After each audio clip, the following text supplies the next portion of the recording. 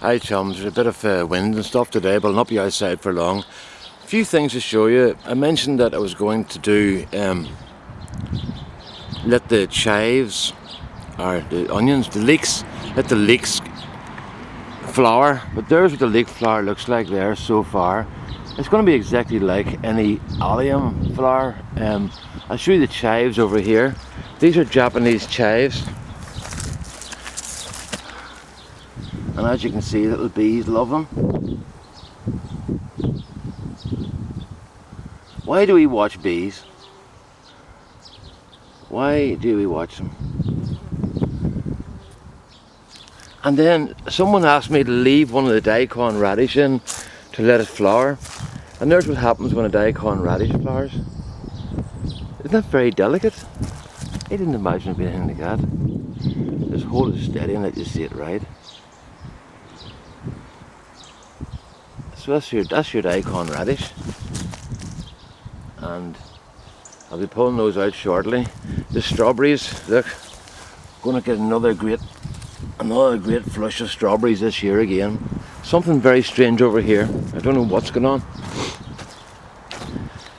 The potatoes are doing fine, as you can see. They're doing grand. There's the $30 potatoes there in this bucket here. So they're coming on. There's really only one stalk. The other potato didn't take, but that just makes it more interesting. Look at this.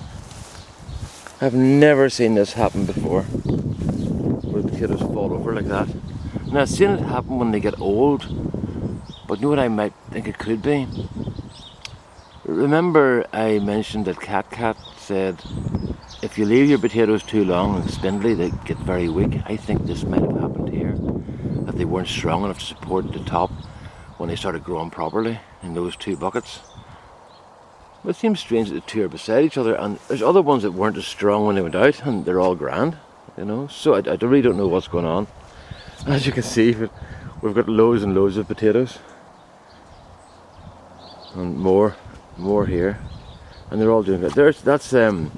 That's a kiwi fruit, and I don't know what name it is. It's a kiwi, but it's looking very healthy. It's supposed to do down to minus 21 or 20 centigrade.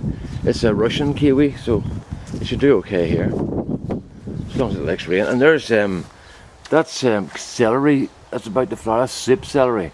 Apparently Northern Ireland is the only place in the world where you can get soup celery, specifically grown for soup. I don't know, that's what I was told. Right folks, it's confession time.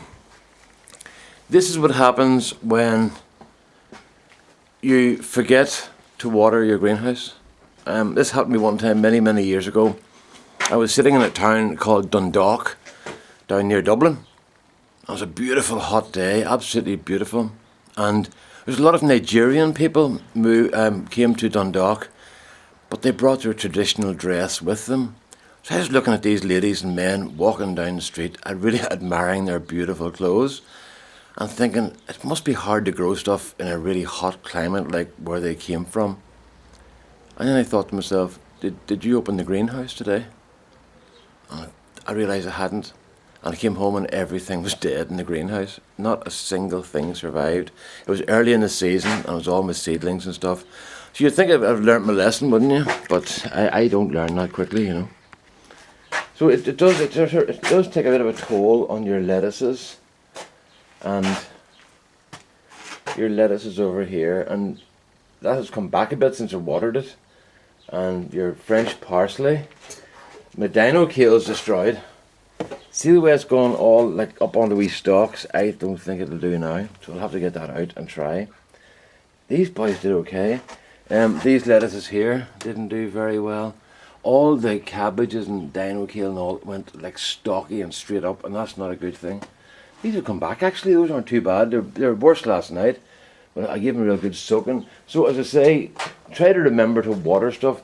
The squashes have not been taken very well this year.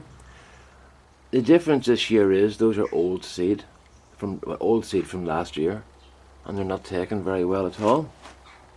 Something for you, Andy, in a wee second. We'll show you in a minute. Those are the Zebrune scallions. They're not scallions.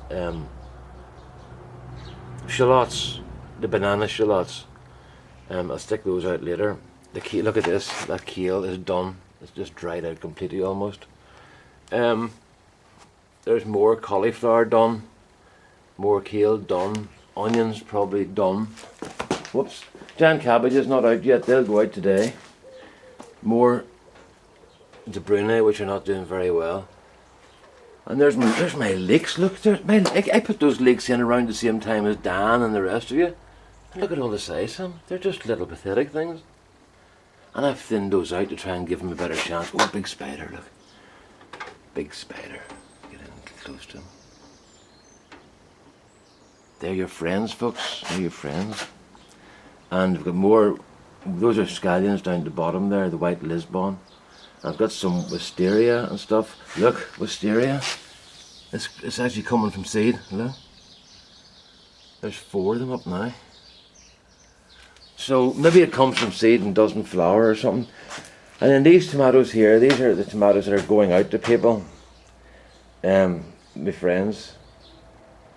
Well, I don't really have any friends. I just put those out like that and put names on them like Kathy and Des and Sheila and Peter and Malachi and Siobhan and George and Siobhan, just to pretend I've got friends. But I had a visit yesterday from Dr. Key Mobile, Andy, and he brought me some tomatoes and he brought me 2 aloe veras as well. Look, 2 aloe veras. So he brought me tomatoes and they're big tall tomatoes. So what I did was I set them on the ground on their side. Okay, see this, Andy? I can't get down properly. But you can see what's happening here. They're starting to bend up naturally. And then I'll plant those on their side. So the tomatoes coming up and I'll plant this part of the tomato here where before the bend. And that'll give you more roots and stuff. And it works very well. It gives you very healthy tomatoes. But my own aren't big enough to do that with yet. So there's where we are. The other disaster, look at this. Now this is not a watering disaster, but this is what happens when you plant. This is what happens, must be, when you plant your French beans in behind your kale. Now those were pretty substantial plants when I put them in. They were about half the size they are now. They were like that. But look what happened. That's just from being shaded. So I don't know what to do. Well, I'll leave them going. They're starting to get going again. I'll maybe leave them going and see what happens rather than start again. But you learn all the time. That's how it goes. So that's it, folks. Nothing else to report. As you can see, everything's been cleaned out. I'm going to get ready today for putting tomatoes in along the sides at the front and stuff, you know. You know where I normally put the tomatoes in here. And along here and over here. Well, those are the tomato supports there. I put those on their side so they wouldn't get wet because there's water leaks through the roof and stuff. So I just set them up so there's less chance of getting hit by water during the winter. So that's my tomato stand ready to go. I have to find somewhere for this vermiculite. I've still 3 bags left. And I'll put them in one of the sheds, but no, it's getting hard to get into the sheds. There's so much rubbish in them now.